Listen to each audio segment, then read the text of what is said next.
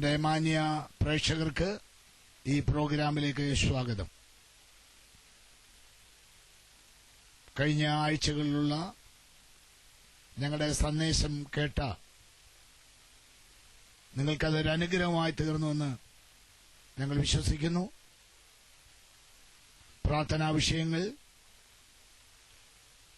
ഈ സന്ദേശങ്ങളിൽ നിങ്ങൾക്കുണ്ടായ ആത്മീക അനുഭവങ്ങൾ, ഹൃദയത്തിനുണ്ടായ ആശ്വാസം, സമാധാനമൊക്കെ ഞങ്ങളെ അറിയിച്ചതിന് ഞങ്ങൾക്ക് നന്ദിയുണ്ട്. തുടർന്നും ഞങ്ങളുടെ സന്ദേശങ്ങൾ കേൾക്കുവാനും നിങ്ങളുടെ പ്രാർത്ഥനാ വിഷയങ്ങൾ, നിങ്ങളെ എങ്ങനെ ഈ സന്ദേശങ്ങൾ സ്വാധീനിച്ചു, നിങ്ങളുടെ ഹൃദയത്തിന് എങ്ങനെ അത് ആശ്വാസമായി തീർന്നു എന്നറിയുവാൻ ഞങ്ങൾക്ക് താൽപര്യമുണ്ട്. തുടർന്നും ഞങ്ങളുമായി ബന്ധപ്പെടുവാൻ നിങ്ങളെ ഞങ്ങൾ സ്വാഗതം ചെയ്യുന്നു. കഴിഞ്ഞ എപ്പിസോഡുകളിൽ നിന്ന് വ്യത്യസ്തമായി ഒരു സംഭവത്തിലേക്കാണ് ഈ സന്ദേശം പോകുന്നത്. യേശുവും തന്റെ ശിഷ്യന്മാരും തിബരിയാസ് എന്ന കടലിന്റെ അക്കരയ്ക്ക് പോയി എന്ന് ബൈബിളിൽ രേഖപ്പെടുത്തിയിരിക്കുന്നു. യേശു രോഗികൾ ചെയ്ത അടയാളങ്ങളെ കണ്ട ജനം, വലിയൊരു കൂട്ടം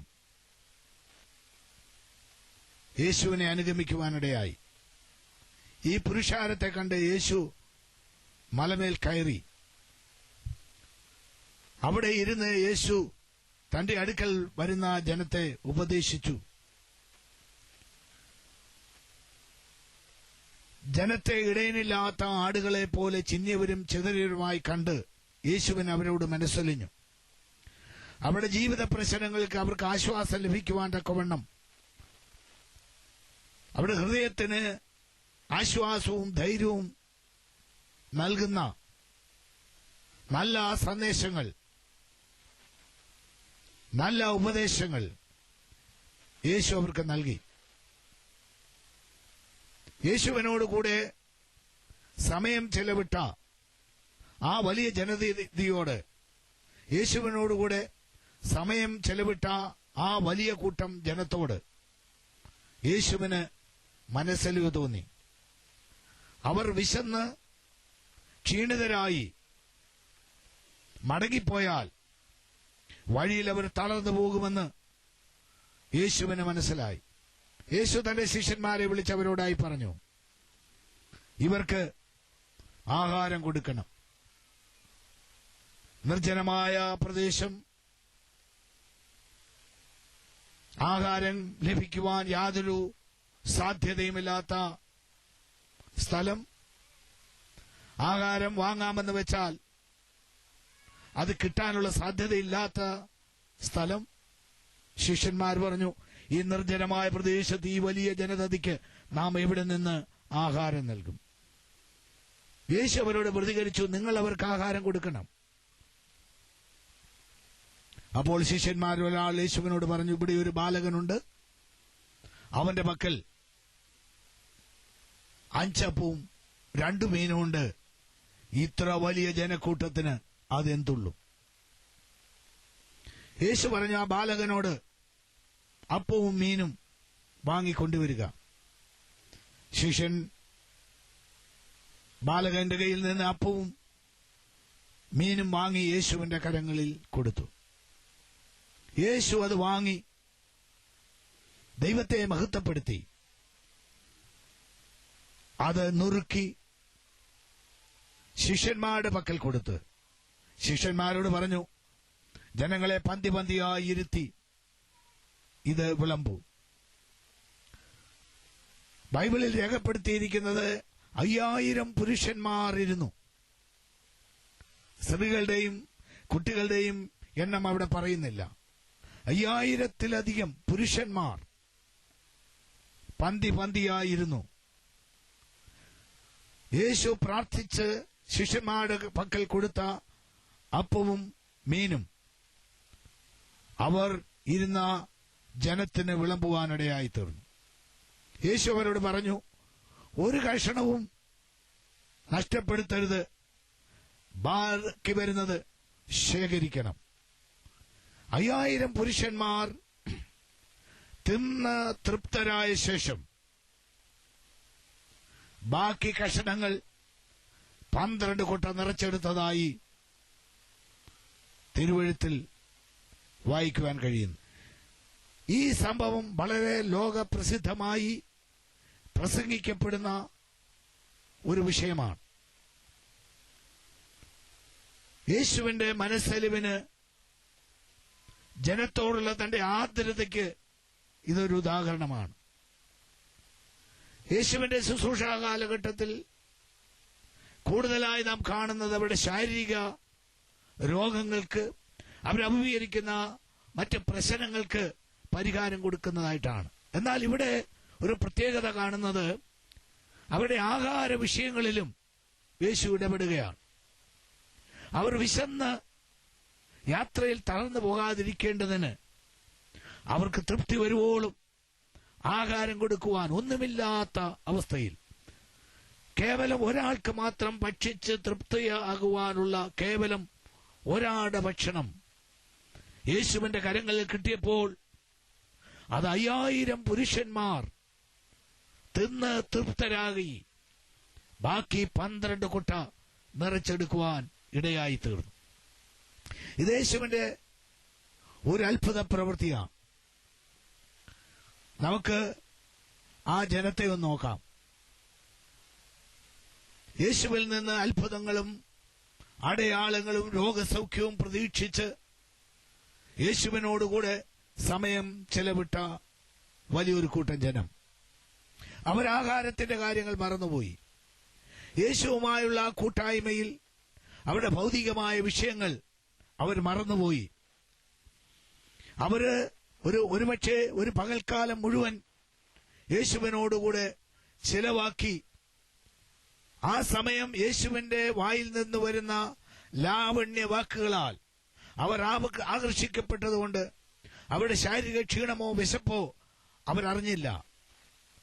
അപ്പം കൈവശമുണ്ടായിരുന്ന ബാലകൻ പോലും അത് സ്വയം ഭക്ഷിക്കുവാനുള്ള അവസരം പോലും എടുക്കാതെ യേശുവിന്റെ ലാവണ്യ വാക്കുകളിൽ ആകർഷിക്കപ്പെട്ടുവെന്ന് നമുക്ക് മനസ്സിലാക്കുവാൻ കഴിയുന്നു.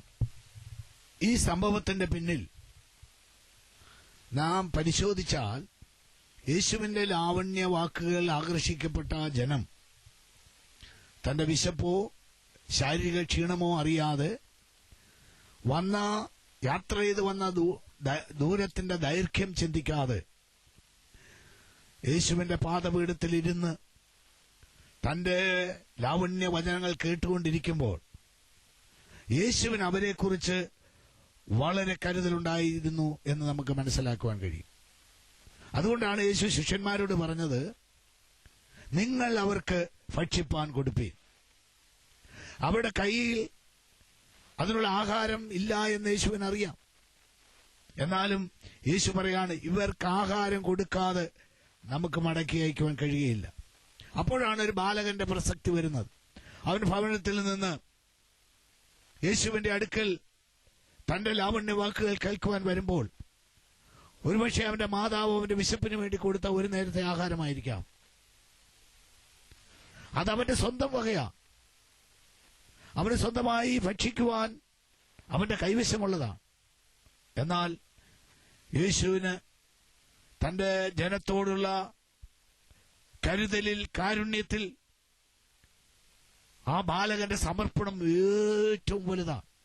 കാരണം അവന് മാത്രം ഭക്ഷിക്കുവാനുള്ളത്, അവന് വിശപ്പുള്ളപ്പോൾ അവൻ ആ ഭക്ഷണം യേശുവിന്റെ കരങ്ങൾ കൊടുക്കുവാൻ നല്ല മനസ്സ് കാണിക്കുക. ആ ബാലകൻ വളരെ പ്രശംസനീയമായ കാര്യമാണ് ചെയ്തത്. അതുകൊണ്ട് എന്താണ് സംഭവിച്ചത്? 5000 പുരുഷന്മാരും അവരോടുകൂടിയുള്ള സ്ത്രീകളും കുട്ടികളും ഒക്കെ ഭക്ഷിച്ച് തൃപ്തരായത് മാത്രമല്ല 12 കൊട്ട നിറച്ചെടുത്ത് ഒരു പക്ഷേ അത് ആ ബാലകന് കർത്താവ് കൊടുത്തു കാണാം.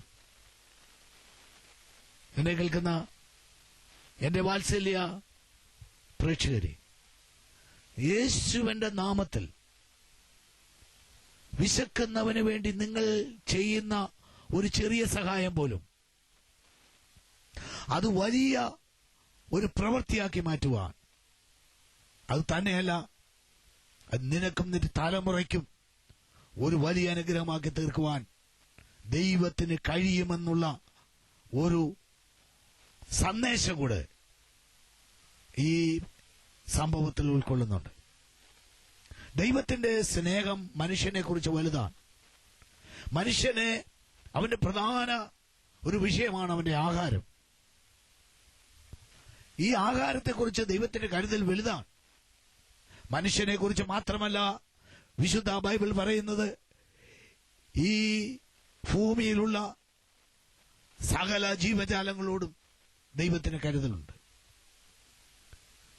വിശുദ്ധ ബൈബിൾ ഇങ്ങനെ പറയുന്നു, കാട്ടിലെ മൃഗങ്ങൾക്കും കരയുന്ന കാക്കക്കുഞ്ഞുങ്ങൾക്കും അതാതിന്റെ ആഹാരം സൃഷ്ടാവായ ദൈവമാണ് നൽകുന്നത്.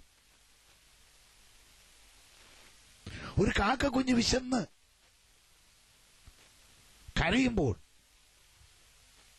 അതിനാഹാരം എത്തിച്ചു കൊടുക്കുന്നത് ആരാണെന്ന് വിശുദ്ധ ബൈബിൾ ചോദിക്കുന്നുണ്ട്. ഒരു കാക്കക്കുഞ്ഞ് വിശന്ന് കരയുമ്പോൾ ആ തള്ളക്കാക്കയുടെ ചുണ്ടിൽ ഒരാഹാര പദാർത്ഥം നൽകുവാൻ പോലും അത്ര ശ്രദ്ധയുള്ളവനാണ് നാം പ്രാർത്ഥിക്കുന്ന വലിയവനായ ദൈവം.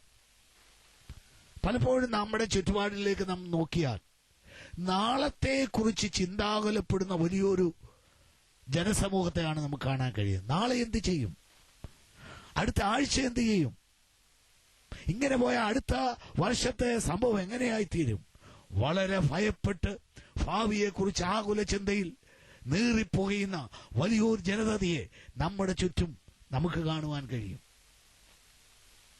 എന്നാൽ ഞാനൊരു ഉറപ്പ് പറയട്ടെ, നിങ്ങൾ യേശുവിൽ ആശ്രയിക്കുന്ന ഒരു വ്യക്തിയാണെങ്കിൽ, ദൈവത്തിൽ പൂർണ്ണ ആശ്രയം വയ്ക്കുന്ന ഒരു വ്യക്തിയാണെങ്കിൽ, ഒരു ധൈര്യം ഞാൻ നിങ്ങൾക്ക് തരാം. നിങ്ങൾ ഈ ഭൂമിയിൽ പിറന്ന് വീഴുന്നതിന് മുമ്പേ, നിങ്ങൾ ഈ ഭൂമിയിൽ ജനിക്കുന്നതിന് മുമ്പേ, നിങ്ങൾ എത്ര കാലം ഇവിടെ ജീവിക്കുമെന്ന് കണക്ക് കൂട്ടി നിങ്ങളുടെ ആവശ്യത്തിനുള്ളതുകൂടി ഈ ഭൂമിയിൽ സൃഷ്ടിച്ച് വെച്ചിട്ടാണ് നിങ്ങൾക്ക് ഈ ഭൂമിയിൽ ജനിക്കുവാൻ ദൈവം ഒരു അവസരം തരുന്നത്.